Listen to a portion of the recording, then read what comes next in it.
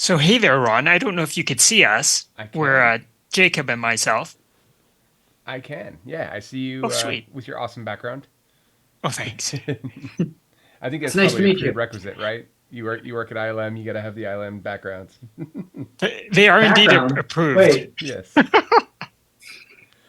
Yeah, pleasure to meet you guys, and thanks for taking the time. I really appreciate it. Of course. It's no great to problem. chat with you. Yeah, so if you would introduce yourselves, that'd be great. I'm gonna have Jacob start since he got to the call before me. Okay, I'll introduce myself. My name is Jacob Edelin, and I was the lead experience designer on Tales from the Galaxy's Edge Enhanced Edition. And I'm Ronman Eng. I'm the department supervisor for lighting at ILMxLAB. And on this project, they actually gave me the title of CG supervisor. So I got to wear another hat. Oh, that's awesome. Very cool. Well, I'm Ron Burke. I'm the editor in chief for GamingTrend.com. I'm also very much plugged into VR. I have, let's just say, entirely too many VR headsets. I pretty much have everything from like the early models of the prototypes all the way to current, including the PSVR 2, obviously. So, yeah, VR is kind of my thing. So I'm really excited for your game and getting to see this new enhanced edition. So again, thanks for taking the time to talk with me.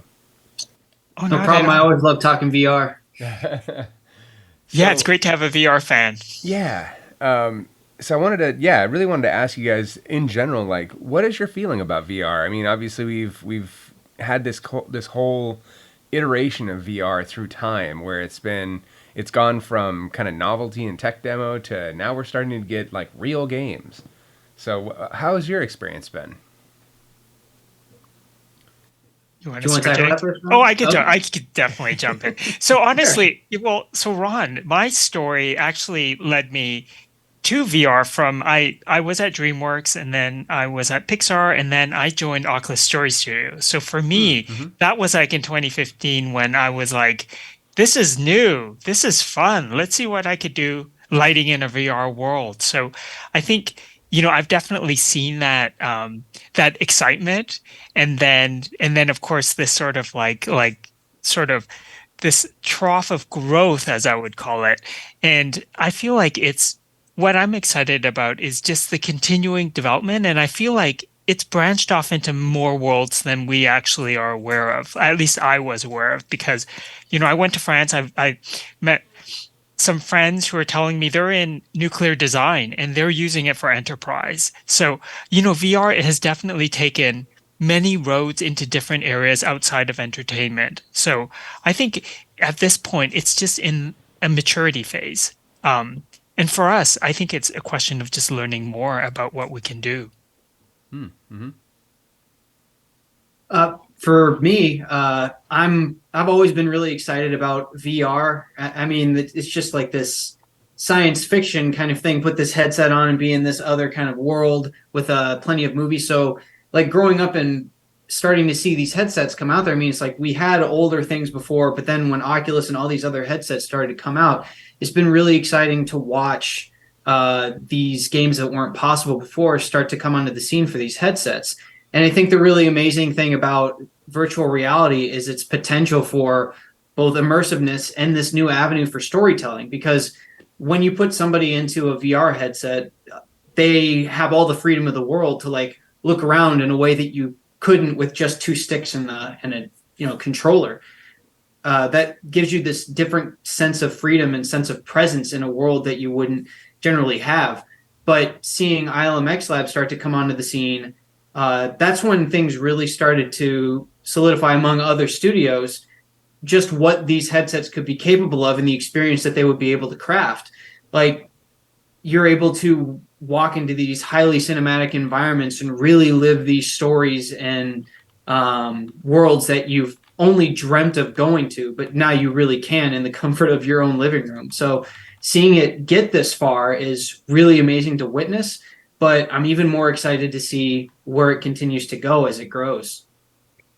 And Yeah. I guess with this, sorry, Go ahead. Ryan. I guess with the Tails experience, which I think is interesting as a exploration is really it's an extension of Galaxy's Edge, which is of course a real-time theme park. And, it is a place in our real world. And in many ways, we're trying to take that as a leaping point to tell more stories about people's imagination as they visit that place or as they hope to visit it at one point. Yeah. Yeah, I definitely can see that as an extension of what Disney's pulled off both in California and in Florida with Galaxy's Edge. I did get to go to a really cool opportunity one time and got to stand pretty much where your picture is, with the down there in front of the Millennium Falcon. There was Nice. nobody at the park, so they Wow. closed the That's park for awesome. just us. So I have this cool picture of me with my brand new purple lightsaber standing there all by myself. Super cool. Ah, you built your own. You picked your own Oh kyber yeah, of crystal and course. everything. I mean, you got to do that. Yeah. Perfect. So kind of a side thing on VR, since you guys are VR junkies. I used to work at Lockheed Martin, and we actually used Oh VR yeah. at Lockheed in a way to inspect the planes, so we could visualize the $110 million plane without having to take it apart. You can kind of trace out the piping and everything else. It's super cool the way that corporations have used VR, and then you see it in the medical industry as well for the same sort of Mhm. thing with our own plumbing. So back to your guys' work. So one of the first things you guys put out as ILMxLAB was what was it called? Trials on Tatooine, I think. Trials and Correct. Tatooine. Yep. So yeah, you obviously had, in that one, it was a very short kind of technical demo, and it was very much I have to face forward. I think you were kind of tied to the limitations of the PlayStation VR, the first one. Is that, am I remembering that That was right? It's been a actually minute. that was actually on the Vive, the Right. HTC Vive. Yep, you're right. You're right. But yeah, that was very much a tech demo sort of thing. So what was it like kind of crafting that, giving that there at the time there really wasn't anything else out there like that. So in a way, I guess you had no limitations and no expectations, but also you had no idea what you were doing. So so what was it like to work on something like that and kind of evolve from there to where you are today? Ron, we could probably best talk about when we started and what started then, because I'm afraid I wasn't around Oh, you for weren't? Tales Okay. of You Tatooine. guys weren't around. That I'm Okay. also was Okay. 2 years after I started 2 years after that on Secrets of the Empire. Okay. Okay. I'm also afraid I didn't work on Trials of Tatooine, but that was a huge moment for me because playing that was where like VR became the new thing. So like that experience was what brought me to XLab. Yeah, you're right into what I was actually kind of leaning on, which is that's one of those moments where you feel like this could be more than a toy. This could be more than just demos, right? And I think we're finally starting to get there. So you've obviously got Tales from Galaxy's Edge, released on the Oculus not too long ago, and now we're seeing it on the PlayStation 2 VR. Or sorry, PlayStation VR 2. I'm going to mess that up every time. So talk to me about what sort of enhancements that you made since the Oculus version to this newest version for Sony's new headset. What are some of the new features that you guys managed to bring forward? Well, I could start, Jacob. I Please think from do. the visual point of view, we looked at basically the new specs on not just the hardware, but also we also re-upped our version of Unreal Engine to get more, performance and more tools. And then we also at the same time looked at the bandwidth, the graphics, GPU, and what more we can do. And so we explored actually improving the environment meshes, the character texturing, the surfaces of everything, and also adding more volumetrics, dynamic lighting. We basically looked to see where we could push the things that we couldn't achieve before um, on other platforms to sort of, push out that the fantasy landscape worlds that through the materials and the complexity. Hmm. Yeah, I mean the visuals are just one way that we pushed it further. I mean, just stepping into environments again for the first time, like darker ones, like Dead Root Refuge. No, not Dead Root Refuge. Some darker environments and ones with reflective lighting. When you're firing blaster bolts around, like the dynamic lights will bounce off of different things, or they'll illuminate different areas in a new way that it'll really look like a whole new place to you.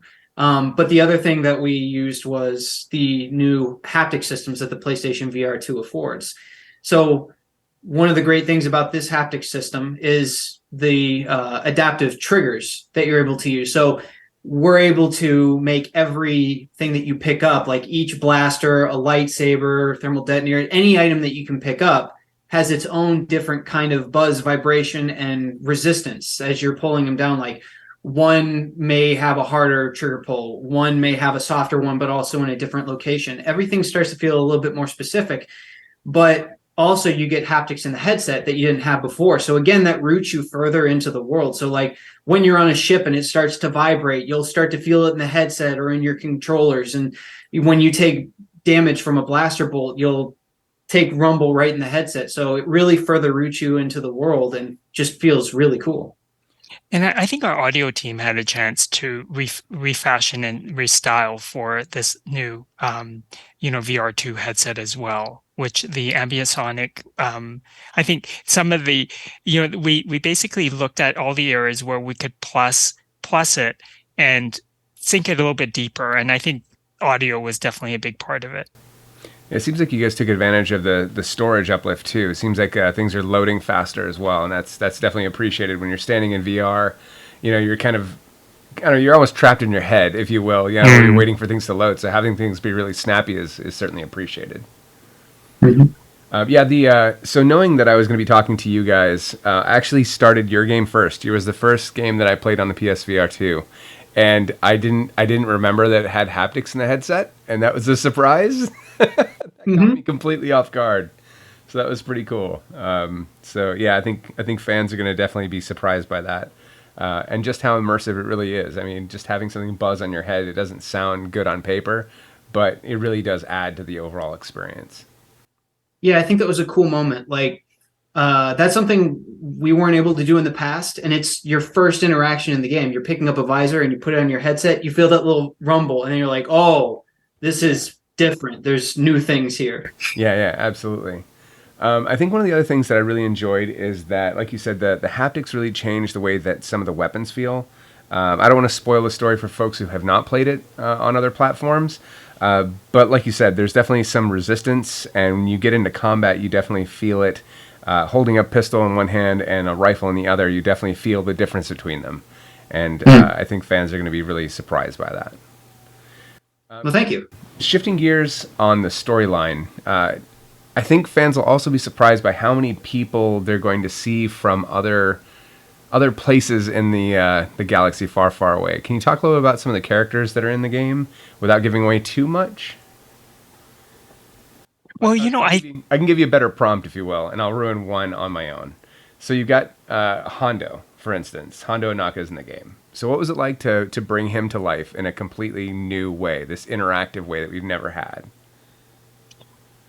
I think Jose could probably speak more about that particular storyline and how they pulled him into our story. But I think there's always been an interest to create more ties to the Star Wars world that people are in, or who know, as a way to sort of tease into that myth and the lore of how expansive the world can be.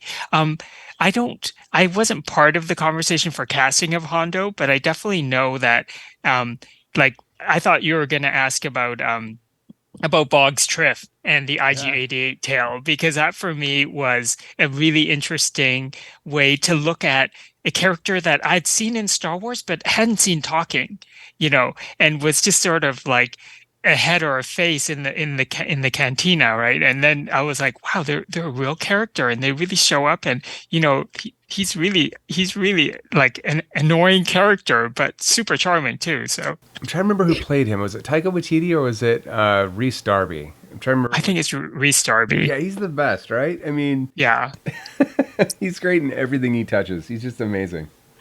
It must have been fun. I think the thing about the characters that we have, characters are a really important thing about the Star Wars universe, along with the location. So the cool thing about this experience is that you're meeting characters that would be familiar to you. Like there's C-3PO and R2-D2 in the game who you'll run into, and everybody knows those characters. But there's new ones like there's Doc Ondar, who you're able to see in the parks. He's an animatronic that's in one of the shops that you're able to see, and then you have conversations with him. And then you run into new characters like Cecil Slack, who's played by Bobby Moynihan, or a multitude of others.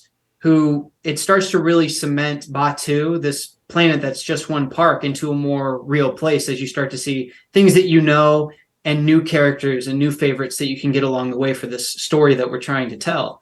And I think that the other thing about experiences at XLab, you've got like Vader Immortal, where it's one thing to see it on the screen, but being in the presence of, say, Darth Vader is very different. He's taller, he's more imposing, but it's the same with these other characters who you wouldn't have seen before. Like, what's it like when I run into Doc Ondar in this virtual world, or what's Mubo look like, and how they look at and interact with me. They're more focused on me because we're really we put a big focus on interpersonal communication between the characters and put a lot of focus on you as the player so that you feel more engaged with them as they look directly at you as they speak.